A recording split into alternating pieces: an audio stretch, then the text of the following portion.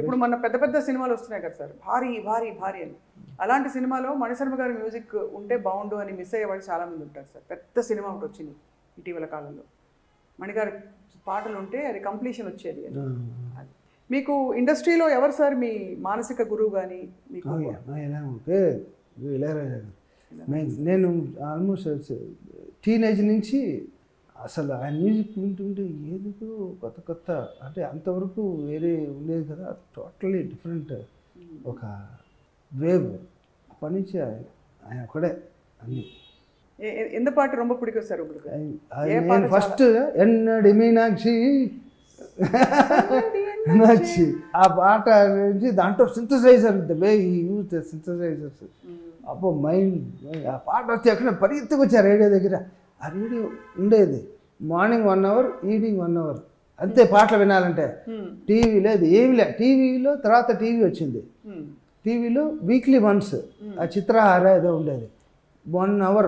దాంట్లో అడ్వర్టైజ్మెంట్లో అరగంట పోగా 5-6 పాటలు వచ్చేవి. అవును, ఆ పాటలు చూసి సంతోషపడిపోతుంది. ఇప్పుడు ఏంటి, ఇప్పుడు అసలు నొక్కితే పాట మీద పడిపోవడమే. అవును అవును, ఒక పాట నొక్కితే 10 పాటల మీద పడిపోతాయి. అవును, కానీ రాజా సార్ పాటలు కూడా అలా అద్భుతంగా గొప్పగా ఇంకా 10 కాలాల పాటు ఉండిపోతాయి అని అనిపించే పాటలే అన్నీ ఉన్నాయి కదా సార్. మొత్తం రాగం మీ బెస్ట్ రాజా గారి సాంగ్ ఎవరు అడిగారు? ఎనీ థౌజండ్ అంతే, ఒకటి కాదు. అది కదా సార్, కరెక్టే కదా సార్. సార్ రాజా సార్ని కలిసిన సందర్భాలు చాలా ఉండుంటాయి మీరు? తక్కువే. నేను ప్రేమ సినిమా వాయించా, నాకు బాగా గుర్తుంది. తిట్లు తిన్నా. అవునా, ఎలా సార్? ముద్దు ముద్దు ముద్దు ఆ పాటలో అని బెట్ అవుతుంది. ఆ బెండ్లో ఏదో కొంచెం చిన్న తేడా వచ్చింది. సరే అందరూ పాట వినడానికి రికార్డింగ్ అయిపోయింది కదా, లోపల వినడానికి వెళ్తాం కదా, వెళ్ళాను. ఆయన నన్ను చూస్తే అనలేదు కానీ ఏమన్నా చూస్తూ తిట్టాడు. అది నన్నే నాకు అర్థమైంది. నెమ్మది అక్కడ నుంచి జారుకున్నా.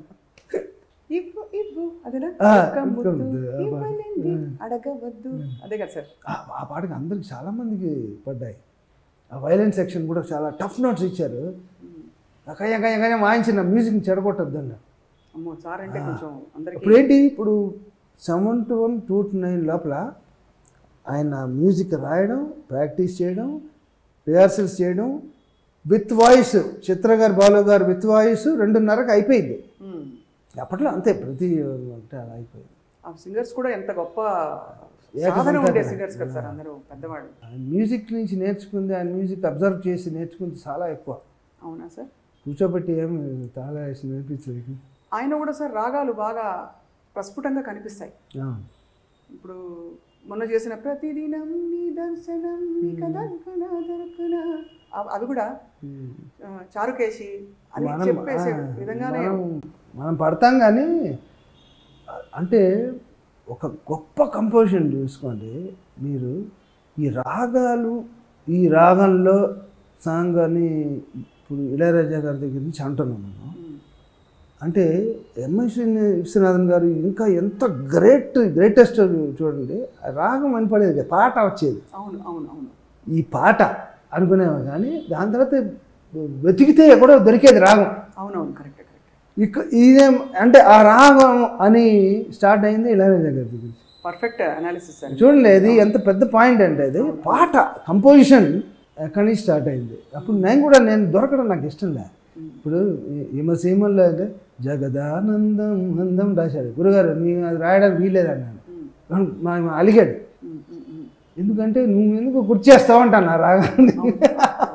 అప్పుడు ఆయన మొత్తం కంప్లైంట్ చేశారు, అల్లు అరవింద్ గారికి నన్ను టార్చర్ పెట్టాడు, నాకు కొంచెం కమర్షియల్గా కావాలి